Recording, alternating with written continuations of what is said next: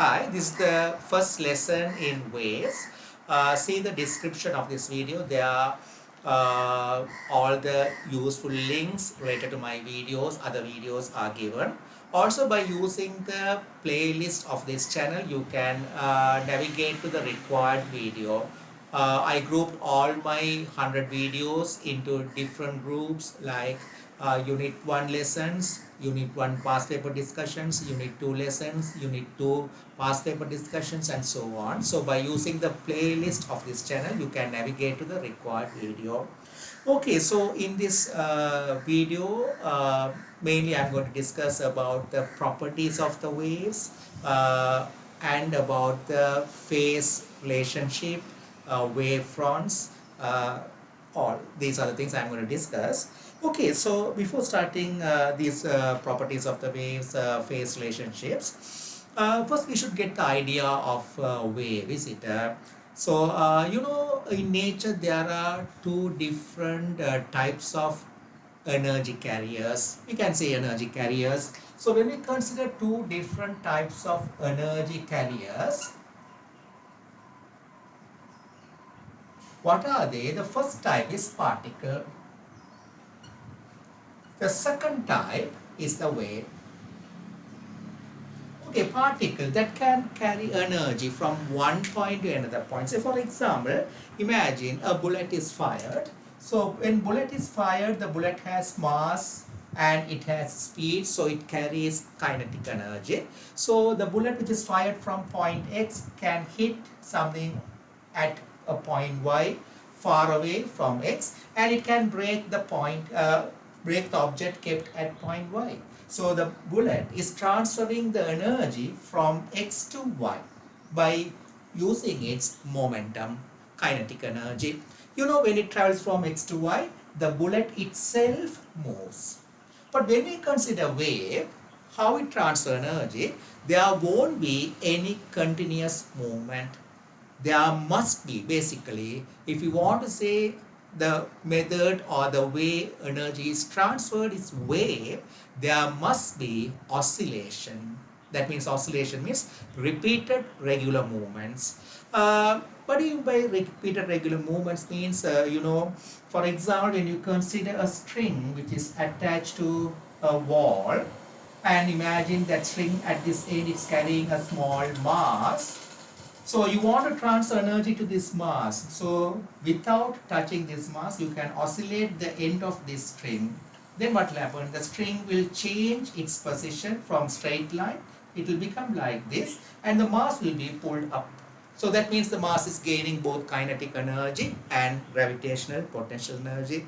That means energy is transferred from this point to this point by using the string as a medium, but each and every point on the string, they are not moving along the direction of energy flow. So energy is flowing from, or energy flown from point X to point Y. This is the direction of energy flow. But when the energy flows from X to Y, each and every point on the string, they are moving up and down. They are moving up and down. They are oscillating up and down. Rather than saying moving, I should say they are oscillating. They'll go up, then come down, then go down, then come up, like that continuously. They'll move up and down, but the energy is transferred from X to Y. But when you consider the bullet, energy is transferred from X to Y in this direction. The bullet also moving in that direction. So that's the main difference when you consider transfer of energy by a particle and transfer of energy by a wave. The main difference is the enduring energy transferred by using a particle, the particle itself will carry the energy and move in the direction of flow of the energy. So the particle should have momentum or velocity along the direction of motion. Momentum is E. Along the direction of motion or along the direction of flow of energy, the particle must have momentum. But when we consider a wave, each and every particle of the medium, here the medium is the rope, each and every particle of the medium should oscillate, should not flow, should not move, should show repeated movement that's called oscillation. But the energy, they transfer the energy from one particle to another particle, and the energy will flow from left to right, from x to y, but each and every point will oscillate in some other direction. They don't move in the direction of motion. So that's the main difference when we consider transfer of energy, energy carriers we say, transfer of energy by a particle and by a wave. The main significant difference is the particle, when it carries energy, when it transfers energy from one point to another point, it will have momentum along the direction of motion or along the direction of flow of energy. It will have momentum. Here each and every particle has momentum. Yes, they have mass, they have velocity, but their direction of momentum will continuously change, but 100% I can say they are not moving. Their momentum is not always along the direction of flow of the energy. That's main difference when we consider. So if you want to signify, if you want to distinguish transfer of energy by a wave and transfer of energy by a particle, the main basic uh, difference, or the main important difference, is in particle, the particle will flow in the direction of flow of energy. In wave, the particle of the medium will never move in the direction of motion of the energy flow. Right. Also you should know, so I said that here the particles of the medium, here medium is the string, it's oscillating. But if you think about water surface, you know water surface can be imagined as a stretched membrane, because water surface or liquid surface, all of them have intermolecular force. The outcome will be the surface tension, not in your syllabus. But we can imagine the surface of the water something like a stretched membrane. There, if you put a stone, there you would have seen ripples, is it? You would have seen ripples. These are the things you learned in IGCSE. So on the surface of water, when you put a stone, what happens? The surface of water where the stone hits, that part, the molecule will oscillate up and down due to intermolecular force. It has intermolecular force with the next molecule. So when it oscillates up and down, something like where the string, when it oscillates up and down, it transfers the energy to the next molecule and make it oscillate like that.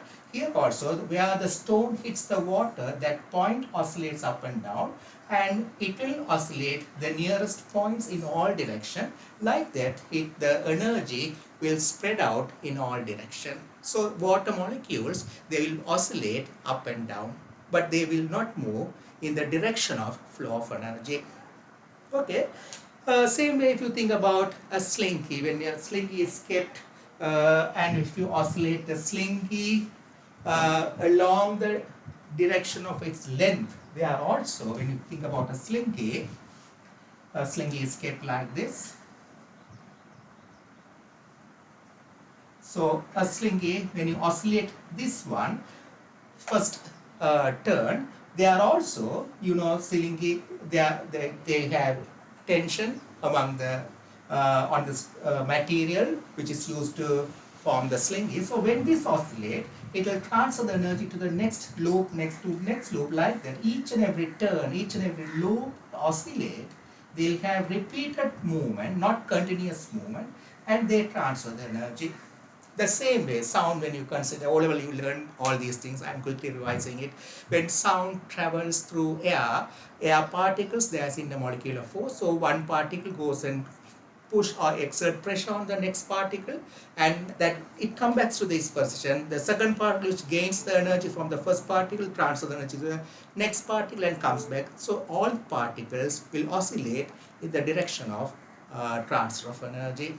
Same way, we can transfer energy by using this oscillation through vacuum also. So when we transfer energy through vacuum, there must be a field.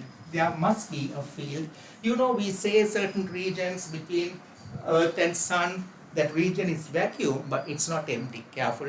The vacuum is there, but it's not empty, because even the whole space is filled with field, electric field, magnetic field. Okay, so there, even we say it's a vacuum, it's not empty, the region is filled with field. So in the examples what I mentioned already, like oscillation of a string, oscillation of a slingy, oscillation of water particles. There, the medium physically oscillates. Medium physically oscillates, and due to the oscillation, energy is transferred. But when you think about transfer of energy through vacuum, there should be fields, something like electric field and magnetic field. These fields have strength called electric field strength, magnetic field strength. So there, when the energy flows through the field, the strength of the field varies periodically. So there won't be any physical oscillation. As I said, in string, the string, every point goes up and down. There will be displacement. Physically, you can see that. Similarly, when ceiling oscillates, each and every turn oscillates. There you can see physically there is displacement, motion. Same way on water surface also, there will be physically movement. But when you think about there is oscillation. When oscillation is created on a field, in the field, there won't be any physical oscillation, but what happens? The strength of the field periodically varies. The strength of the field periodically varies and transfer the energy that we call electromagnetic wave.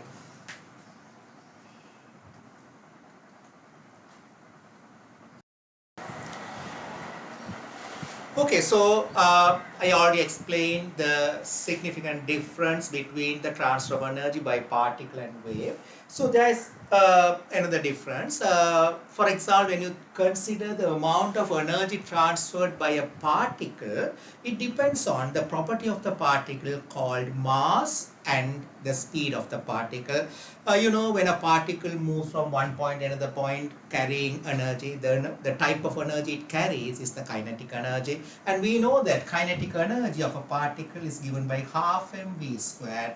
You learned that in Unit 1, even IGCSE. So the amount of energy carried by the particle depends on mass of the particle and its speed. But when we consider wave, the amount of energy carried by the wave does not depend on the property of each and every particle. It depends on some other factor, another property, which another property of the wave, that is called amplitude.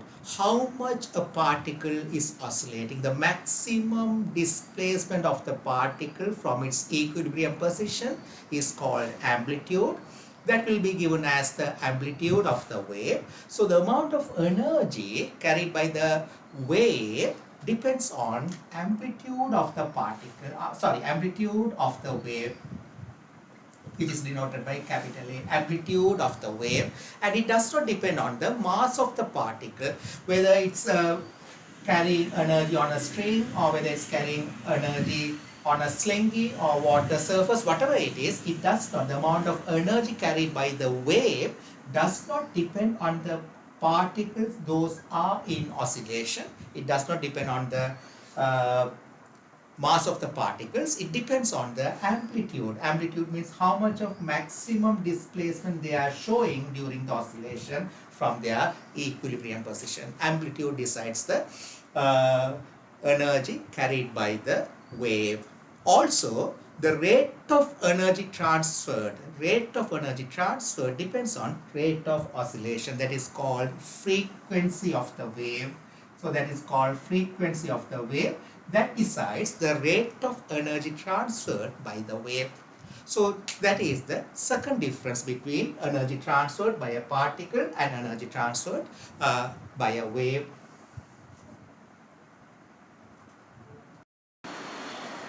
Okay, so next we'll compare. Already we learned about particles in mechanics in Unit 1, but anyway, we'll compare the behavior of particles, those carry energy.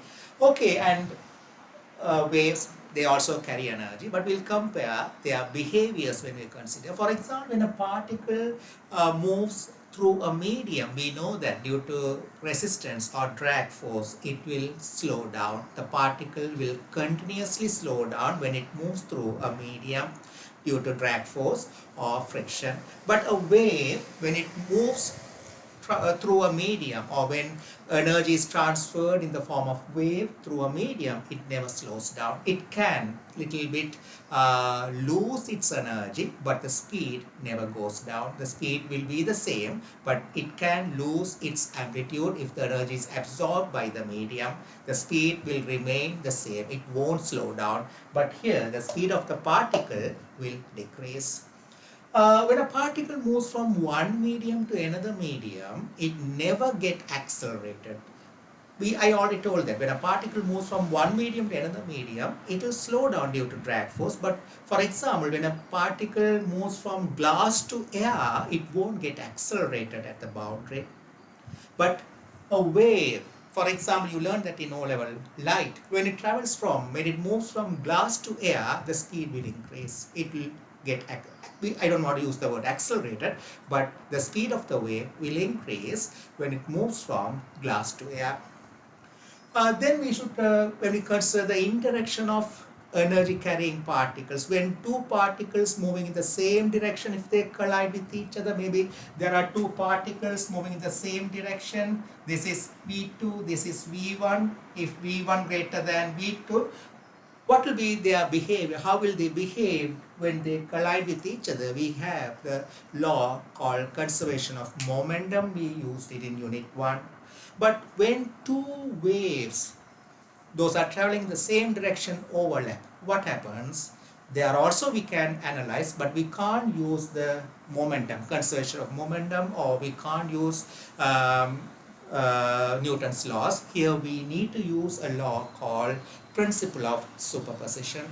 Here we have different behavior. The waves, when they overlap, the outcome to analyze, if you want to analyze the outcome of their overlapping, we can't use the principles or the laws what we use for particles. They are also energy carriers, but here we need to use a new theory called something completely different from particle, that is called principle of superposition.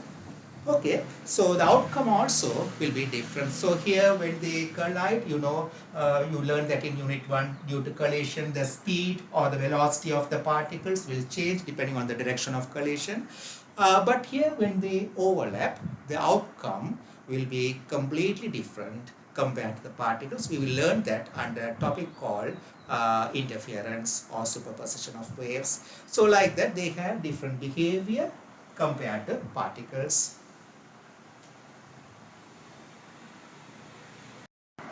So according to the current understanding of physics, there is no other, there are no evidence for transfer of energy from one point to another point other than particle and wave. These are the only two type of energy carriers according to the current understanding of physics. So in unit 1, we already learned about interaction of particles, those carry energy. But in unit 2, we are going to learn about the behavior of waves. What happens when they overlap, two waves overlap? When they pass through a slit, what's going to happen?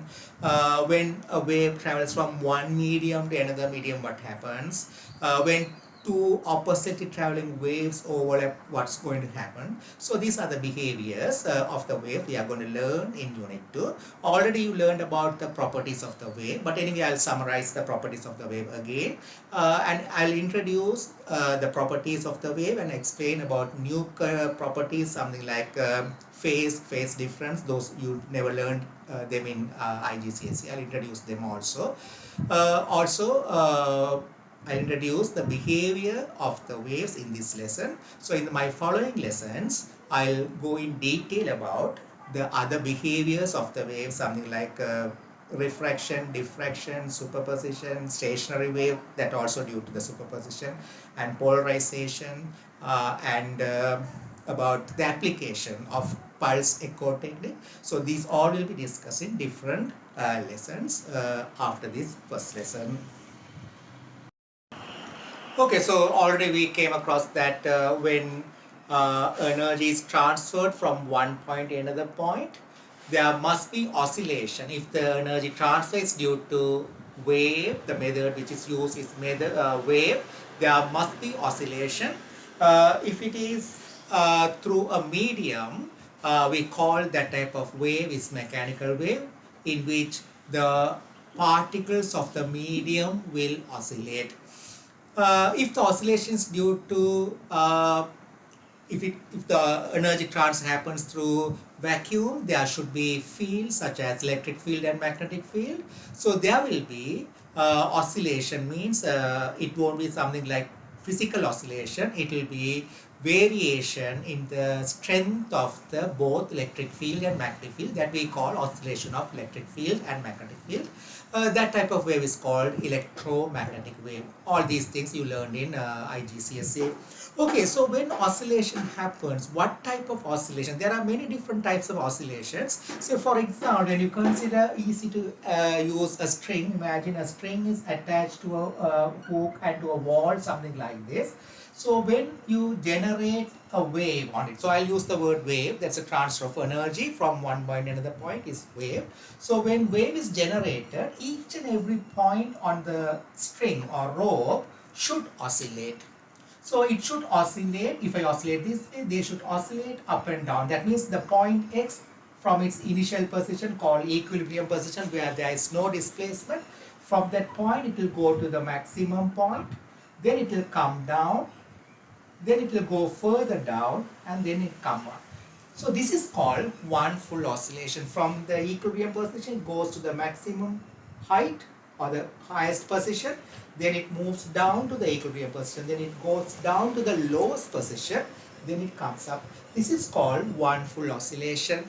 Like that, each and every point on the string will oscillate. Each and every point will have the similar oscillation. This is called amplitude. The maximum displacement is called oscillation. This type of oscillation is called simple harmonic motion. That is in your unit 5, simple harmonic motion. Anyway, I do not want to go in detail about simple harmonic motion, but this type of oscillation is called simple harmonic motion. So in simple harmonic motion, the displacement, so from the equilibrium position, this is the equilibrium position, from the equilibrium position goes to the highest point, then comes down, then it goes further, then comes up. So the maximum displacement from the equilibrium position is called amplitude.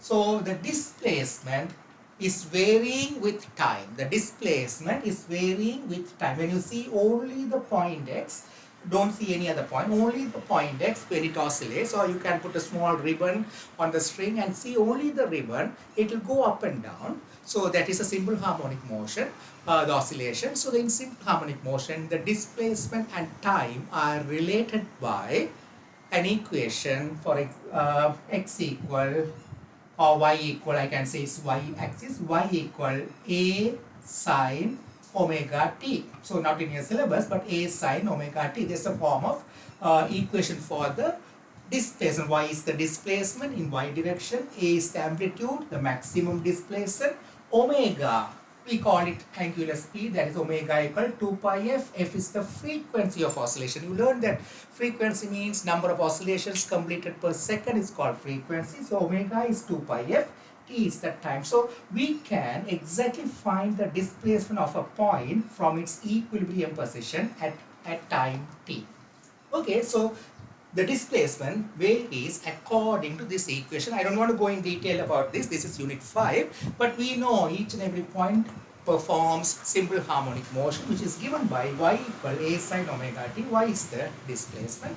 That depends on the frequency. Frequency is number of oscillations per second. Okay, A is the amplitude, but each and every point will undergo similar oscillation. So if I plot a graph of displacement on y-axis for a point, I consider only the point x. If I plot a graph of displacement on y-axis and time on x-axis, the shape of the graph will be a sine shape or cosine shape. Either one of it is sine and cosine are almost same. The phase difference or the difference is pi by 2, whatever it is. So the shape of the graph, if I draw a graph for displacement again time for a point, it will be a sine shape. The graph will be something like this for a point. The same shape I can draw for any point on the string. So all the points or any point on the string will have the similar type of oscillation. So for any point, I can show it by a graph displacement against time, the same shape. Okay, so this graph normally is used to find in whenever question in anywhere, the displacement time graph is used to find the time period and frequency of the oscillation of each and every point. That frequency of oscillation of each and every point is called frequency of the wave. Remember that. So what do you mean by frequency of the wave means that is the frequency of oscillation of each and every point on a mechanical wave. I'm talking about mechanical wave first. So the frequency of the wave means frequency of oscillation of each and every point in the mechanical wave. That is the frequency of the mechanical wave. Same way electromagnetic wave, how the equation is given for electromagnetic wave. I told that electric field, its strength varies. I don't want to write the equation, but just I quickly write and raise it. Equal E naught sine omega t, the simple form of equation for the electric field, how it varies according to the same way. The magnetic field strength also varies according to the same format. So there also, in electromagnetic wave also, for electromagnetic wave also, I can draw the same type of graph. So their displacement means not the physical displacement, strength of the electric field or magnetic field. So the variation in the electric field strength and magnetic field strength is called as the displacement, which is drawn on the y-axis. So for electric field strength or magnetic field strength, both varies according to the similar format, sine format. So there also the time taken or the time taken to completely vary the strength of the electric field or magnetic field is called one period of the oscillation, and the frequency there also we can find same way. That frequency is called frequency of the electromagnetic wave. So that means frequency of the electromagnetic wave means how many times the strength of the electric field, strength of the magnetic field both varies during 1 second. That is called the frequency of the electromagnetic wave.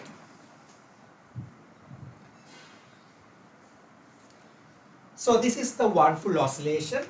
You know, I already told one full oscillation means from the equilibrium position it goes up, then comes down to 0, goes up, comes down to 0, then it goes to the opposite side, then comes back. So this is the one full oscillation. This is one full oscillation.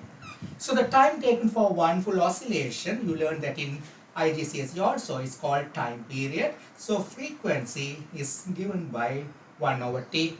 So we know the frequency of oscillation of each and every point. So the frequency of the wave also the same. Even for longitudinal wave, what you learned in O-level, where the direction of oscillation is parallel to the direction of wave motion. So direction of oscillation is parallel to the direction of motion. You consider slinky. So there, if you consider a point, it oscillates left and right. The energy is flowing from left to right. There also, it performs simple harmonic motion, whether it's horizontal or vertical, whatever it is, whether along the direction of wave motion or perpendicular. Here the wave is moving this direction, perpendicular to the direction of wave motion, whatever it is. The oscillation is simple harmonic. Here also we can consider the displacement towards right. If I take positive, then the displacement towards left will be negative. So there, if I draw a graph for this point x or this loop, oscillation of this turn, there if I draw a displacement time graph, the graph will be the same shape, sine format. So here also we can find the time period from the oscillation. By using the oscillation, we can find the time period for one oscillation, and we can find the frequency of oscillation. That will be the frequency of the wave traveling along the slinky.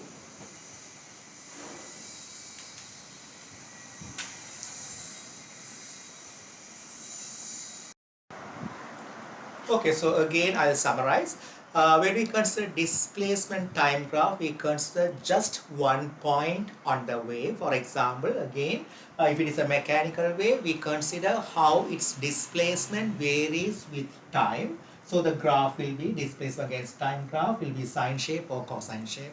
Same way for longitudinal wave also, the oscillation of a loop or turn, if we consider, its oscillation will follow the same format.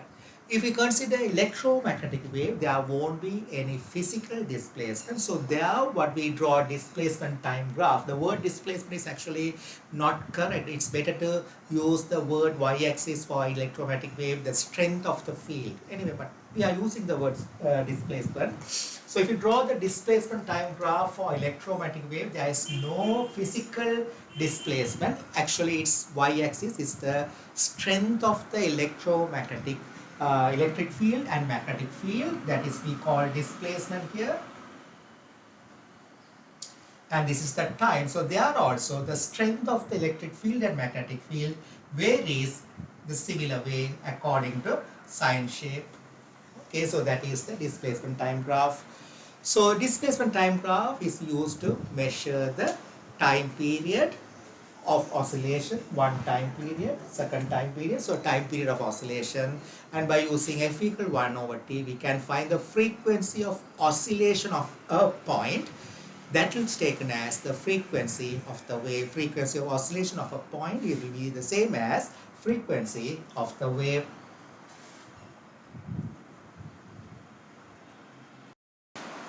Okay, so now we'll consider about displacement distance graph. Imagine a string is attached to a wall and this end is oscillated, so wave is generated. So at an instant the string will appear like this. Okay, so here I can imagine, I can draw or sketch a displacement distance graph. That means on the y-axis the displacement,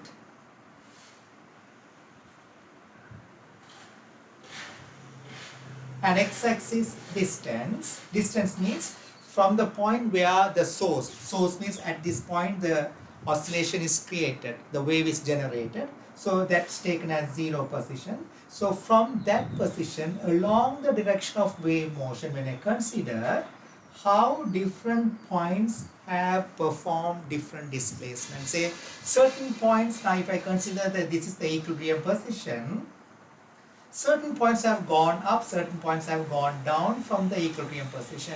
I can decide the upward direction displacement is positive, downward direction displacement is negative. And if I draw a displacement distance graph, I will get the same shape, what you see on the rope, the same shape we will get it. That is the displacement distance graph. Same way we can draw a displacement distance graph for a longitudinal wave traveling in a slinky. Before the wave is generated, the slinky is kept on a floor or table like this. Then by giving push to the left end, longitudinal wave is generated, which is traveling along the direction of the slinky.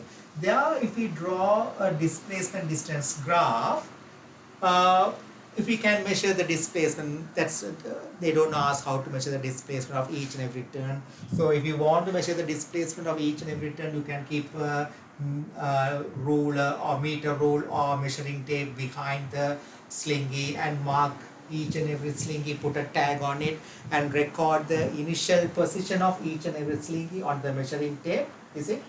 Then when a wave is generated, when the wave is traveling on it, take a photograph again and compare the position of each and every turn on the position on the reading with the measuring tape. So you know the initial position where were before the wave is generated.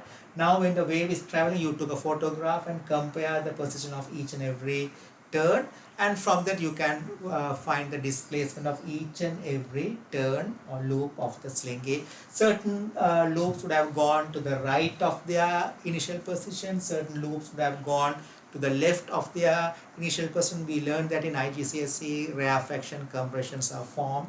So there you can plot a graph, displacement against distance graph.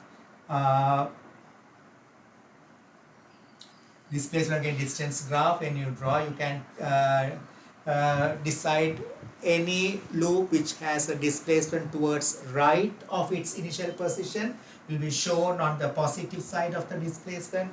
Any loop which has displacement to the left of the initial position or rest position, left of the rest position will be shown on the negative side of the displacement graph. Then if you plot a graph, you will get the same shape, sine shape. Okay, so whether it's a displacement distance graph or displacement time graph, as I explained earlier, whether it's a transverse wave or longitudinal wave, the shape is the sine shape. Okay, so there the maximum displacement positions are called crest. You learned that in IGCSE. The lowest position of displacements are called trough. This is also crest. The maximum displacement position. The opposite, the lowest position of displacement is called trough. From the displacement distance graph, O level, we say distance between adjacent crest gives one wavelength. O level we say, but here we are going to introduce a different method, different idea in terms of phase. I'll explain that. But O level we say the distance between adjacent crest or adjacent trough gives one wavelength. In displacement distance graph, the distance between adjacent crest or adjacent trough gives the wavelength that we learned in O level. So that's correct, nothing wrong, but here we say in terms of phase in A level.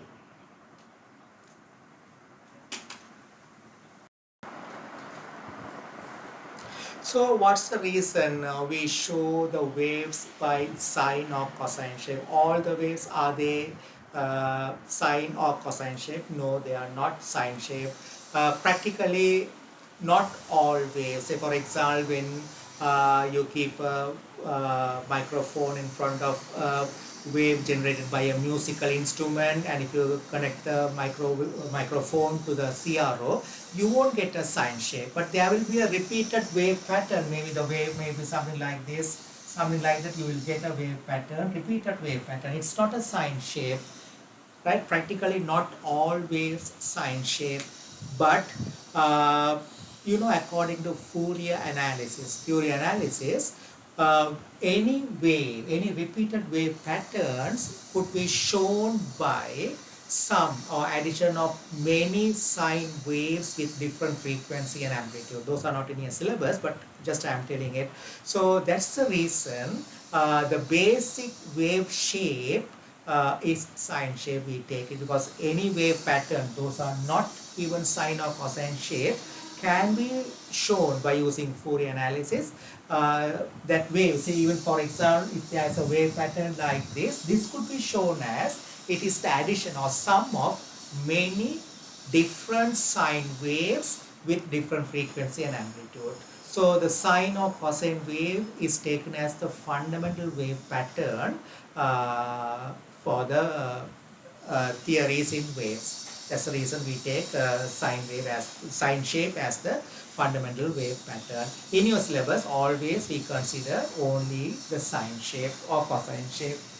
Okay, so when we consider the sine shape or cosine shape, what is the meaning of phase or phase difference? Actually, you know, phase means it indicates during one full oscillation or one cycle of oscillation, a point, its displacement. Where is it? It's a state of oscillation is represented by the phase. But phase difference, when we consider phase difference between two waves at a point, or on a wave, we consider the phase difference of 2 points. Careful, when we use the word phase difference, we consider, this is the way we use the phase difference, meaning the phase difference generally gives the difference between the state of oscillations of 2 points. Phase difference indicates the state of difference in state of oscillation of 2 points. So we can use the phase difference like this. When we consider a wave in which we consider 2 points, so what's the phase difference between those 2 points, or how that indicates how the state of oscillation of the difference between the state of oscillation of those 2 points. The phase difference on a wave indicates the difference in state of oscillation of 2 points on a wave. Or when we consider two waves meet at one point, how the point at which they are overlapping, that we'll later consider that when we think about interference superposition, when we consider the point at which they are overlapping, how their state of oscillations are comparable. Okay, so basically I told the waves when we consider, we show them by sine equation. The simple form of wave equation is given by, not in your syllabus, just I am using it. Psi is equal to A sine kx minus omega t plus phi. I don't want to go in detail, just I am showing it. So this is the one-dimensional wave equation, so it's a sine shape. Mathematically, if you ask what is meant by phase, means the whole thing is the phase. This is the phase. This gives the phase mathematically. So the whatever the quantities we give inside the sine or cosine, we can give the wave equation in terms of cosine also. Whatever given inside the sine or cosine, this is the phase. You know that what we write inside the sine, this part must be written either in radian or degree. So that's the reason when you learn at school, when we talk about phase difference, we mention the phase difference either in degree or radians. That's the reason, right? Now, what do you understand by in phase points? In phase points means similar points. Similar points means on a wave, when we consider 2 points and we say those 2 points are in phase among them, means they should have the same direction of displacement with the same magnitude of displacement. So the reason is, you know, simple trigonometry again I am using. Say for example, y is equal to a sine theta and a sine theta plus 2 pi, a sine theta plus 4 pi, they all will have the same value. All will be positive. You know, sine theta plus 2 pi equal to sine theta plus 4 pi is equal to sine theta. So the phase difference between this and this is 2 pi. Phase difference between this and this 2 pi. Phase difference between this and this is 4 pi. Understand? So they will have the same display. If I say this displacement is y1, this also y1, this also y1. I'm telling you the idea only. I don't want to go in detail about, not in your syllabus, I don't want to go in detail in mathematics, but the physics, you know, the wave theory runs completely on mathematics, but not in your syllabus. But the idea is, even if I say consider the next one a sine theta plus 6 pi, that also will have the same value y. In trigonometry, you know that. That means if I have a sine theta plus 2n pi, where n is an integer, n is an integer, then I'll get the same value y1. So these are the phases. So the difference between this and this 2 pi, this and this 2 pi, between this and this 4 pi, between this and this 6 pi, between this and this 2n pi. So the phase difference, when it becomes 2n pi, that is 2 into n pi. 2n pi means even number of pi, the phase difference become even number of pi. What happens? The displacement will be the same magnitude with the same positive quantity. Here this is positive, positive. If it is positive, this is also positive, this is also positive, this is also positive, like that. So if the phase difference between 2 points is equal to even number of pi, we say those 2 points are in phase among them.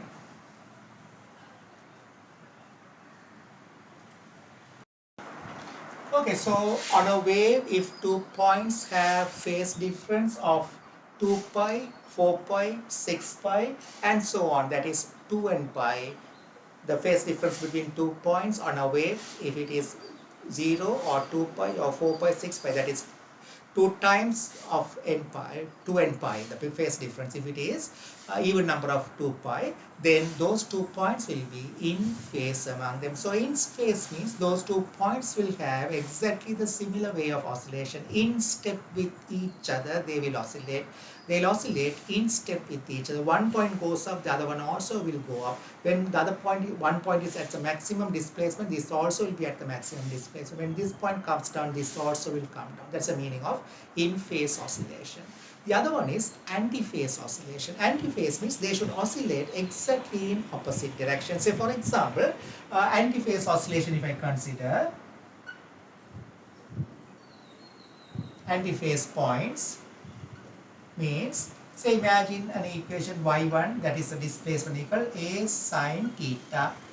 They will have exactly opposite direction of oscillation. If one is upward direction, other one will move downward direction. If this is goes downward, this will go upward, but same magnitude of displacement. So antiphase points will oscillate exactly opposite way to each other.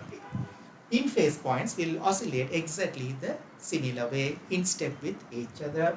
So to have in phase relationship, if 2 points are in phase among them, remember the phase difference between the 2 points must be either 0 or 2 pi or 4 pi. That is, the phase difference should be even number of, it should be 2n pi format. Integer multiple of 2 pi. But if it is antiphase, if the 2 points are antiphase among them, the phase difference should be either pi, 3 pi, 5 pi, 7 pi. That is odd multiple of pi. That should be the required condition if 2 points wants to be antiphase among them. Any other point, those are not in phase, not antiphase, we say they are out of phase among them. Not in phase, not antiphase. Then other 2 points are, we say among them they are out of phase with each other.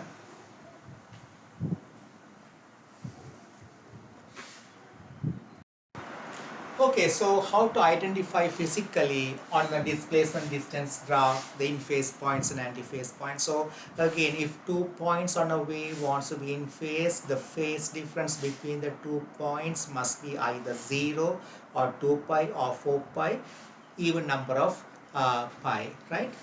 Then those 2 points will be in phase among them. If 2 points are anti-phase among them, anti-phase means they oscillate exactly in opposite way. So anti-phase among them, the phase difference should be pi, 3 pi, 5 pi, 7 pi. That is odd multiple of pi. Okay, so in terms of wavelength, is it possible to find the points? Say if the distance between these 2 points, this much of wavelength, it will be in phase. This much of wavelength, this will be anti-phase. Is it possible to find? Yes, we can find. Okay, you know that distance between two adjacent crests is one wavelength. Remember, all the crests are in phase among them because they have the similar displacement, same displacement, up, up, up. So they all are in phase among them. All the crests are in phase among them. So if I name this crest, this one X, this one Y, this one Z, they all are in phase among them. So the phase difference between X and Y, they are the nearest crests. So the phase difference between any closest crest is equal to 2 pi. So phase difference between X and Y, 2 pi. Between Y and Z, 2 pi. Between X and Z, 4 pi. If there is another crest I didn't draw, then the distance between another crest, if I say that is P, the distance between Z and P is 2 pi. Y and P will be 4 pi, that will be 6 pi. So the distance between adjacent or closest crest will be equal to 2 pi. So distance between X and Y, the phase difference between X and Y 2 pi, Y and Z 2 pi, X and Z 4 pi. Same way, all the troughs are in phase among them. So if I say this trough as L, this as M, the phase difference between L and M is 2 pi. If I want, I can draw one more trough.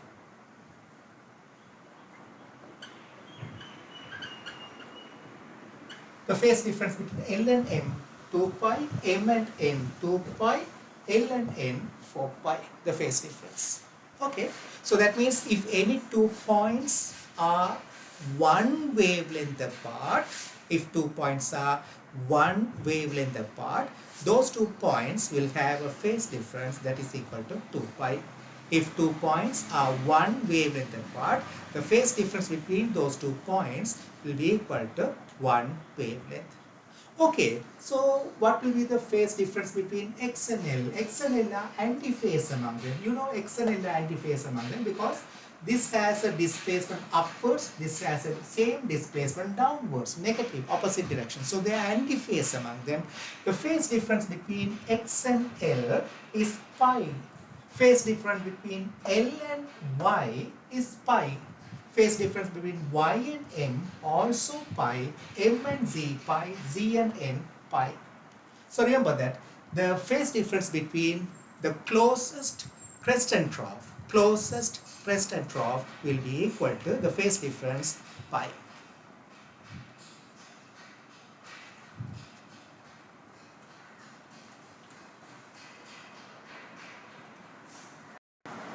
Okay, so what could be the phase difference between x and m? X and L is phase difference pi. L and M phase difference 2 pi because they are nearest troughs. So phase difference between L and M 2 pi, X and L pi. So phase difference between X and M 3 pi. Okay, same way, what's the phase difference between X and N? Phase difference between L and M 2 pi, M and N 2 pi, L and N 4 pi. Between X and L pi, so X and N phase difference from here to here, phase difference 4 pi, from here to here pi, so the phase difference between X and N 5 pi. What's the phase difference between N and Z? The same way, L and M phase difference 2 pi, M and N pi, so L and Z 3 pi. Okay, so like that we can find the phase difference not only between crest and trough, even some other points. Say for example, we know that x and y are in phase points. The phase difference is 2 pi. So if we find a point to the right of y, somewhere here, not midpoint of this, somewhere here, let it be P. I'm using all the alphabet. This is P. So if I find a point same distance from x, q, then P and Q will be in phase points. The phase difference between P and Q will be 2 pi. X and Y are in phase points. From Y, there's a point. So if it is given on a grid, if you count the number of boxes, how many squares are here? Same number of squares if you consider to the right, then P and Q will be in phase points. Same way to the left also I can consider point, say from Y to the left there's a point that is named as S. So measure the distance from Y to that point towards left. How many squares are there on the grid? Same number of squares if you go to the left. This is on the left of Y. So on the left of X, that will be in phase with S. So if I say this is S and if I say this is B, S and B are in phase points. So how to find the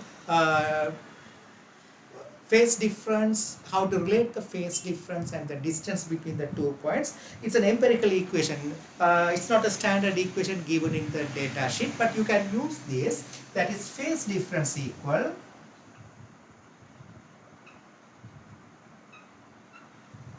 2 pi over lambda into distance between the 2 points.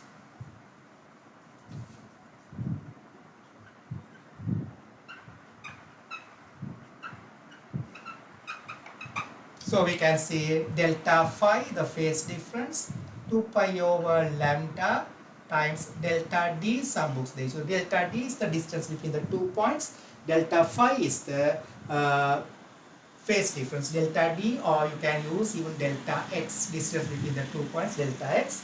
This is the phase difference equal 2 pi over lambda, distance between the 2 points. We can simply use this equation whenever we want to find the phase difference between 2 points on a displacement distance graph.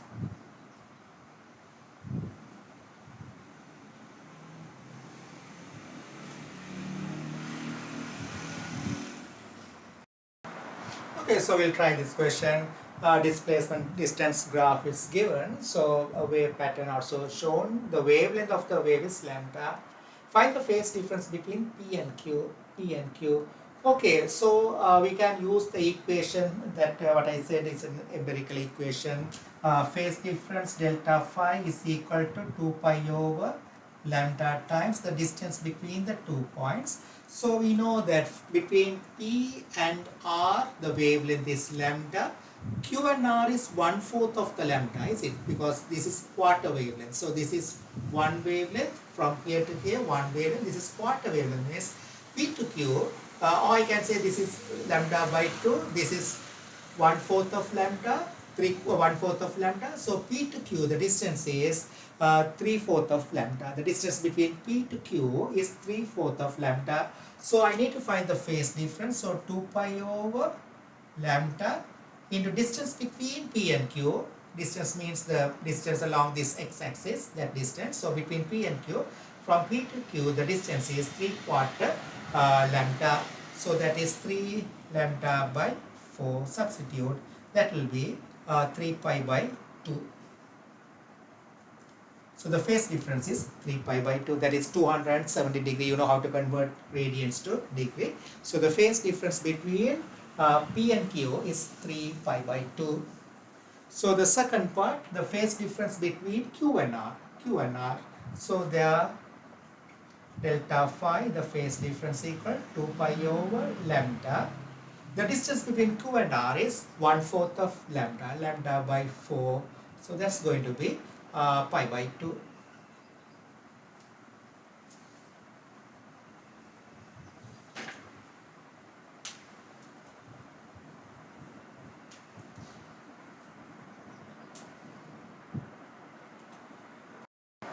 Okay, so this question, it's given like this.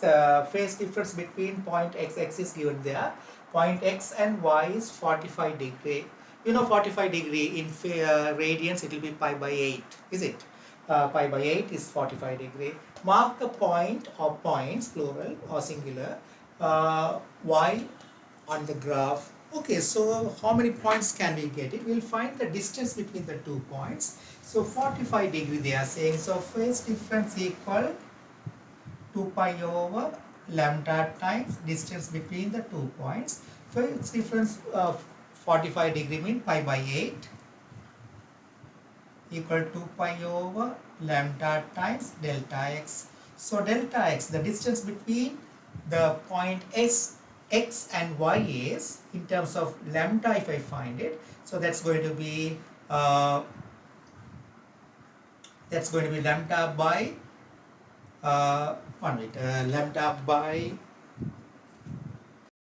okay, that's pi by 4, not pi by 8. So that's pi by 4. So if it is pi by 4, delta x 45 degrees pi by 4. Yeah. So that will be, delta x will be lambda by 8. So the distance between x and y is lambda by 8. Okay, so you know between this point and this and this lambda, same way this and this lambda, lambda by 2, lambda by 4, lambda by 8 is center of this point. So this will be y. Same way there will be point here y also. So between the phase difference, which is lambda by 8, will be from x and y. So the y is the mid of this trough and where 0 displacement. Same way this y is mid of crest and this point. So midpoint is also the midpoint. So y, there can be only 2 points that has phase difference 45 degree with x.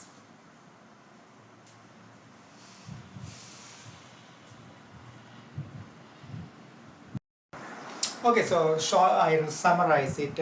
On a wave, if 2 points on the same wave, 2 points are in phase among them, then the phase difference between them should be 1 of it, and the distance between the 2 points should be 1 of it. If the phase difference is this much, the distance should be this much, and so on. So if the distance between 2 points is 0, means itself is in phase. So otherwise lambda or 2 lambda, 3 lambda, or integer multiple of lambda, the distance between the 2 points, then it will be, those 2 points will be in phase among them.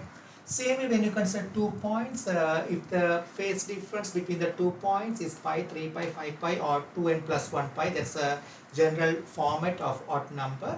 Then the distance between the 2 points, if it is lambda by 2 or 3 lambda by 2 or 5 lambda by 2, that is odd multiple of lambda by 2, odd multiple of lambda by 2. So if you bring it inside the bracket, it becomes n plus half lambda. So if the distance between the 2 points is 1 of it, then those 2 points on the wave, on the same wave, will be antiphase among them. Neither, not in phase. If when you consider 2 points, the 2 points are neither not in phase, not antiphase, then they will be out of phase among them.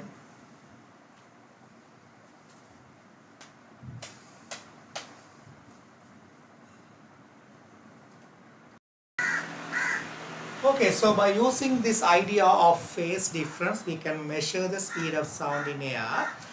We can complete a setup like this, a signal generator. We should adjust the frequency of a signal generator to a known values. You know, signal generator gives out AC signal. We can vary the frequency of AC signal because there's a knob. By using that, we can change the frequency of the AC output given by the signal generator. For example, if we keep the signal generator output is 6000 Hertz, the sound produced by the loudspeaker will be equal to 6000 Hertz. So remember that's you must know the frequency of the sound emitted by the loudspeaker from the signal generator. Signal generator provides the required AC current.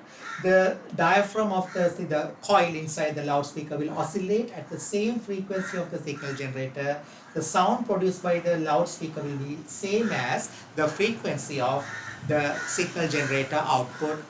Okay, so the sound is emitted from the loudspeaker. There are two identical microphones, M1, M2. Both are connected to the same dual beam CRO, dual beam cathode ray oscilloscope. So before using the cathode ray oscilloscope, there's a button called ground button. By pressing the ground button, we should adjust the cathode ray beams to the center of the CRO. Then release the ground buttons. Now you will see a sine wave pattern. Both are received, both microphones M1, M2 should be kept very closer to each other. They should be kept like this, very closer to each other. So both will receive the same phase of sound. So I showed by green color wave pattern for the sound received by M1 and the blue color dotted line for the sound received by M2. Both wave patterns will overlap on the CRO screen. Okay, now by keeping the M1 fixed, move the M2 away from it. When you move the M2 away from it, what's going to happen? M2 is going to receive sound at a different point in the space. So there will be phase difference between the sound where M1 is receiving and the M2 receiving, and the M2 moves towards right. So therefore, due to the phase difference, you can see the wave pattern produced by M2 will shift. So there is phase difference between the two waves.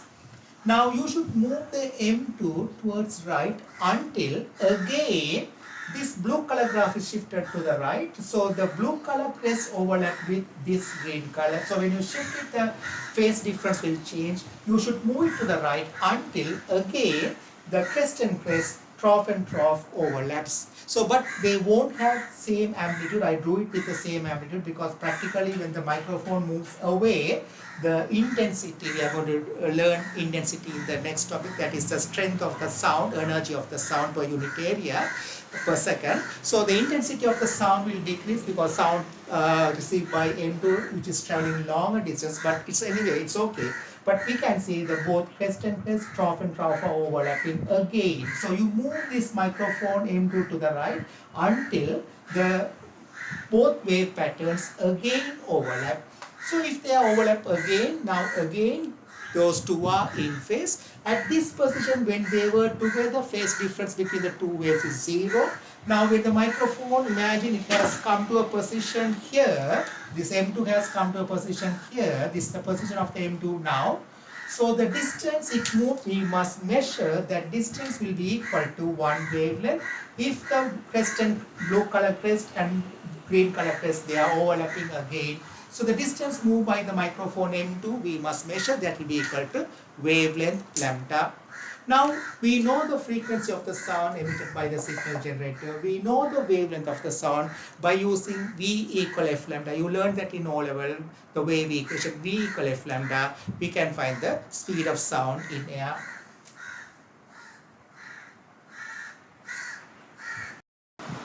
Okay, so similar, this type of question came in January 2009 at Edexcel, question 12. Anyway, but not exactly the same, the similar idea. Okay, so the diagram shows the shape of a wave on the surface of tank of water. You know, it's a transverse wave. On instant, 1 instant of time, the wave is traveling to the left. So wave is traveling to the left. So the wave is traveling to the left means, you know, when you oscillate a string also, you can see the crest will move, trough will move at the same speed. That speed is given by V equal F lambda. You learned that in O level IGCSE. So the speed of the wave means speed at which the crest moves and the trough moves. If it is a longitudinal wave, you know that the speed at which both compressions and rarefactions moves is the speed of the wave. Both compressions and rarefaction moves is the speed of the wave. Okay, so the speed of the wave is towards left. But you know, I told this is a transverse wave, so the water particles will move up and down. So the question is, mark an arrow on the point X to show the direction in which the water at X is moving at the instant shown. Okay, so the X, how it is moving. So we know it's going to move towards left. That means now the wave is like this. The wave is moving to the left means the wave pattern should move towards left. That means the crest, trough both should move towards left means the crest should be on the left, trough will be on the left, crest should be on the left, the trough should be on the left during the next instant. During the next instant, you know, the water particles will go either up or down, but the wave pattern should shift towards left. So if I shift the wave pattern to the left, I will get the new wave pattern. It's going to be something like this shape.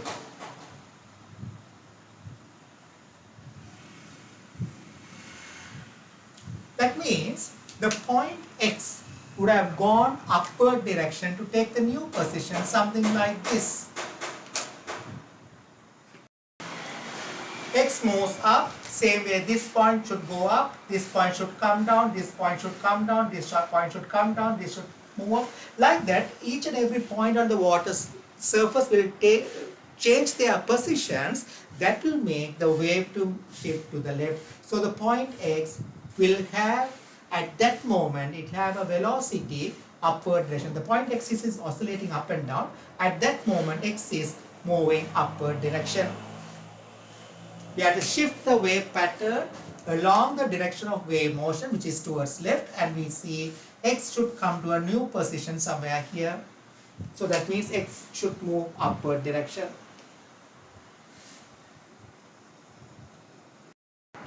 Okay, so distance moved by a wave means it's not a big issue. We know the wave equation, we learned that in IGCSE, V equal F lambda. The frequency means 1 over period T into lambda. So V lambda, V into T equal lambda. That means during one period of time, the wave will travel through a distance which is equal to one wavelength. During one period of time, the distance traveled by the wave is equal to one period. So during half a period of time, it will move a distance which is equal to lambda by 2. During quarter period of time, it will move a distance which is equal to lambda by 4. So in that way, we must know the wave, the distance traveled by the wave during one period of time is equal to one wavelength. Okay, wavefronts. Wavefronts means the surface that passes through points with same in-phase points, or we can say the surface, the imaginary surface. Sometimes, mostly we won't be able to see the wavefront, only on the water surface we can see. So surface that passes through points with same phase is defined as the wavefront. But on the water surface you can see the ripples, that also indicates the wavefronts. But the idea of wavefronts could be used not only for water waves, even for sound, even for light, electromagnetic wave, everywhere we can use it. But it's like a hypothetical, we can't see the wavefront, but on the water surface we can see the ripples. But for light you can't see, for sound you can't see. But this is very useful when we consider superpositions, diffractions. For those type of analysis, the wavefronts are very useful. So in your syllabus we consider two different types of wavefronts. There are many different types of wavefronts, cylindrical wavefronts, elliptical wavefronts, like that, depending on the wave source, the shape of the wave source that emits the wave. But in your syllabus, we consider only two different types of wavefronts. Those are parallel wavefronts and circular wavefronts. So parallel wavefronts means it's like if the wave source is like a straight edge. Say for example, if you hit water by using a ruler, straight edge dipper, it will produce parallel wavefronts. So parallel wavefronts are generated by straight edge dippers. So the wavefronts are shown by parallel lines for parallel wavefronts. So another way I can say the wavefronts indicates the crest. So the trough will be in the region between the two adjacent crests. There will be trough. So between the two wavefronts, the center region indicates the trough. So there we indicate a ray. Ray means that indicates the direction of wave motion. So ray is shown by a straight line. Remember that the distance between two nearest wavefronts is equal to one wavelength. Distance between two nearest wavefronts is equal to one wavelength. Also, you must know the center region. We don't mark it. So these are crests. If I say these are crests, the lines which I drew, these are crests, means the trough will be in the region between the two crests. That center region, that will be the trough. The center region will be the trough. This is parallel wavefront.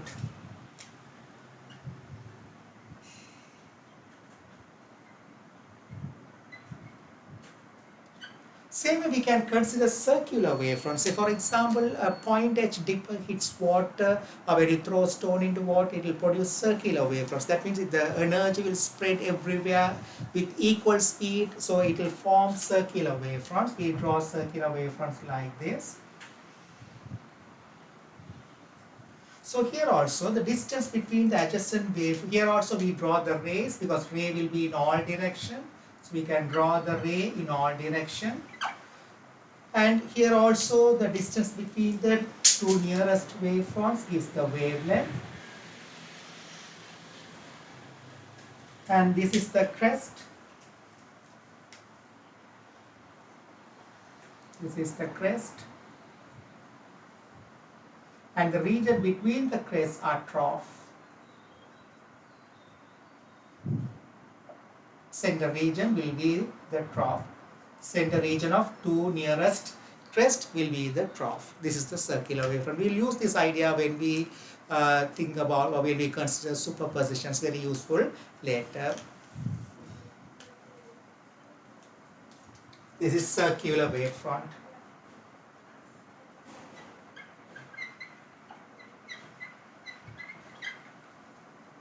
Okay, so that's all this first lesson. The second lesson I'll discuss intensity. That's the most important thing. Intensity means amount of energy passing through unit area per second. So that will be discussed in my second lesson, intensity. Third lesson I'll discuss diffraction. Fourth lesson I'll discuss refraction. Fifth lesson interference or superposition. Then sixth lesson diffraction, grating, and so on. So there will be more lessons. So you can navigate to the required video by using the playlist. If you subscribe, you will get notification when I upload the next video. Okay, bye bye.